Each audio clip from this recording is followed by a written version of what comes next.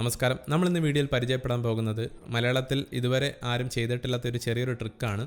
അതായത് നമ്മൾ chat G P ടിയോട് എന്തെങ്കിലും കാര്യങ്ങൾ മലയാളത്തിൽ അങ്ങോട്ട് സംസാരിച്ചു കൊണ്ട് ചോദിക്കുകയാണെങ്കിൽ തിരിച്ച് നല്ല മലയാളത്തിൽ ചാറ്റ് ജി പി ടി നമ്മോട് റെസ്പോണ്ട് ചെയ്താൽ എങ്ങനെയിരിക്കും, അതാണ് നമ്മളിന്ന് വീഡിയോയിൽ പരിചയപ്പെടാൻ പോകുന്നത്.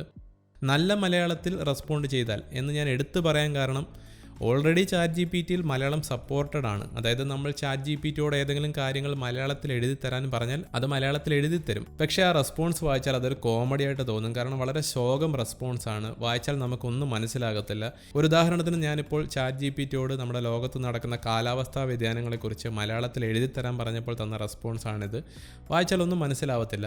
ഇതുകൊണ്ട് ഹീറോയിൻ മലയാളി മുതലായ മദ്യപാനം അധികമായി പ്രമേഹികൾ സംബന്ധിച്ച് അറിയില്ല എന്തൊക്കെയോ എഴുതിയിരിക്കുകയാണ്. ഇത് ചാറ്റ് ജി പി ടിയുടെ ഒരു വലിയ പ്രശ്നമായിട്ടൊന്നും ഞാൻ കണക്കാക്കുന്നില്ല. കാരണം ലോകത്തുള്ള എല്ലാ വൻകിട ടെക് കമ്പനികൾക്കും അവരുടേതായിട്ടുള്ള ട്രാൻസ്ലേഷൻ മെത്തേഡുകൾ നിലവിലുണ്ട്. അതിൽ ഏറ്റവും മികച്ചതായിട്ട് എനിക്ക് തോന്നിയിട്ടുള്ളത് ഗൂഗിൾ ട്രാൻസ്ലേഷനാണ്.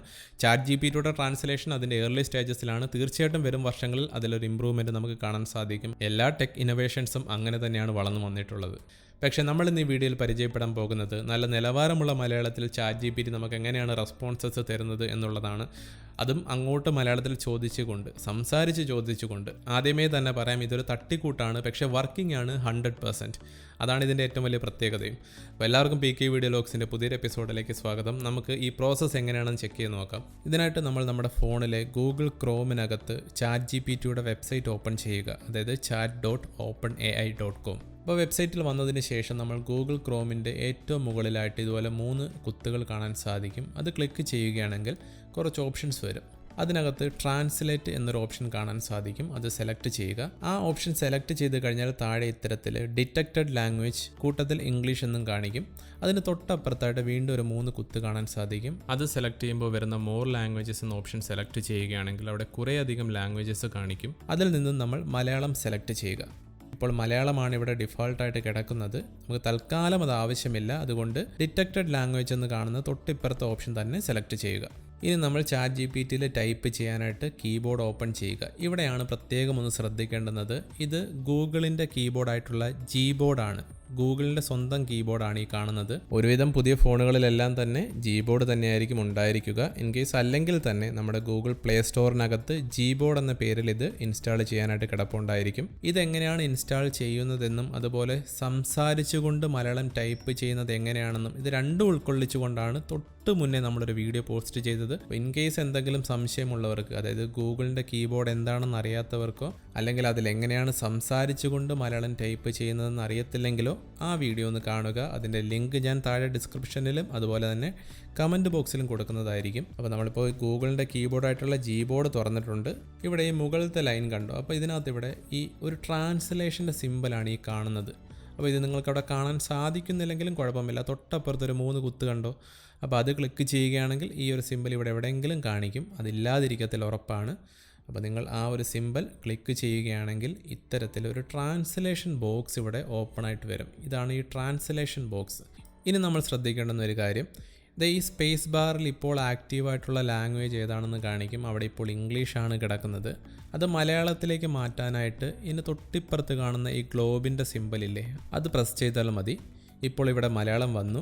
ഇനി നമ്മൾ ഒരു കാര്യം ഉറപ്പുവരുത്തുക. അതുകൊണ്ട് ഇവിടെ 2 ലാംഗ്വേജസ് കാണുന്നില്ലേ, മലയാളം എന്നും ഇംഗ്ലീഷ് എന്നും. അത് ആദ്യത്തെ കോളത്തിൽ മലയാളമാണെന്ന് തന്നെ ഉറപ്പുവരുത്തുക. ഓൾറെഡി അവിടെ മലയാളം തന്നെ ആയിരിക്കും. ഇൻ കേസ് അല്ലെങ്കിൽ നിങ്ങളവിടെ മലയാളം സെലക്ട് ചെയ്യുക.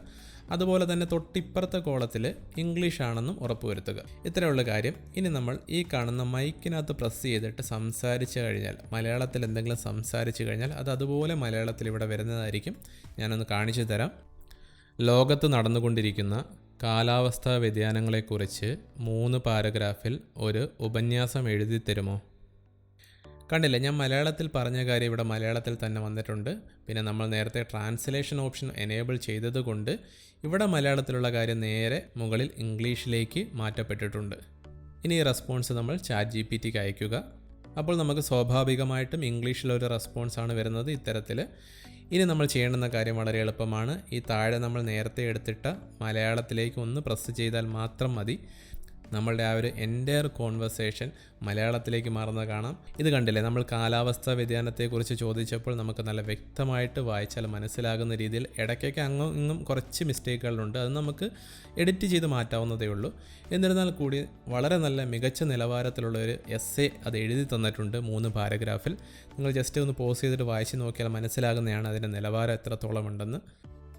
നിങ്ങളൊരു കാര്യം ശ്രദ്ധിക്കുക, നമ്മൾ എന്തെങ്കിലും അങ്ങോട്ട് സംസാരിച്ച് ചോദിക്കുന്നതിന് മുമ്പ് ഡിറ്റക്റ്റഡ് ലാംഗ്വേജ് ആണെന്ന് ഉറപ്പുവരുത്തുക. അതിനുശേഷം മാത്രം സംസാരിക്കുക. അതിനുശേഷം ChatGPT പൂർണ്ണമായിട്ടുള്ള റെസ്പോൺസ് ഇംഗ്ലീഷിൽ തന്നതിന് ശേഷം മാത്രം മലയാളത്തിൽ പ്രസ് ചെയ്താൽ മതി. അപ്പോൾ നല്ല കിഡിലം മലയാളത്തിൽ നമുക്ക് ഈ കാണുന്ന പോലെ നല്ല റെസ്പോൺസാണ് കിട്ടുന്നത്. ഞാൻ ഇത്രയും നാൾ ഉപയോഗിച്ചതിൽ നിന്ന് എനിക്ക് പറയാൻ സാധിക്കുന്നത്, മലയാളത്തിലേക്ക് കൺവേർട്ട് ചെയ്യുമ്പോൾ അല്ലെങ്കിൽ ട്രാൻസ്ലേറ്റ് ചെയ്യുമ്പോൾ ഒരു 85-90% നമുക്ക് ആക്യുറേറ്റ് ആയിട്ട് കൺവേർഷൻ, അതായത് ട്രാൻസ്ലേഷൻ നടക്കുന്നുണ്ട്. ബാക്കി 10-15% മാത്രം നമ്മൾ എഡിറ്റ് ചെയ്തിട്ട് നേരെയാക്കിയാൽ മതി. ഞാൻ ആദ്യമേ പറഞ്ഞതിന് കണക്ക് തന്നെ ഇതൊരു തട്ടിക്കൂട്ട് പരിപാടിയാണെങ്കിലും 100% വർക്കിംഗ് അല്ലേ. അതായത് ഇംഗ്ലീഷിൽ തീരെ പ്രാവീണ്യമില്ലാത്ത വ്യക്തികൾക്ക് പോലും ChatGPTയുടെ അനന്തമായ സാധ്യതകൾ ഉപയോഗിക്കാനുള്ള ഒരു വഴിയാണ് ഞാൻ ഈ വീഡിയോയിൽ കാണിച്ചു തന്നത്.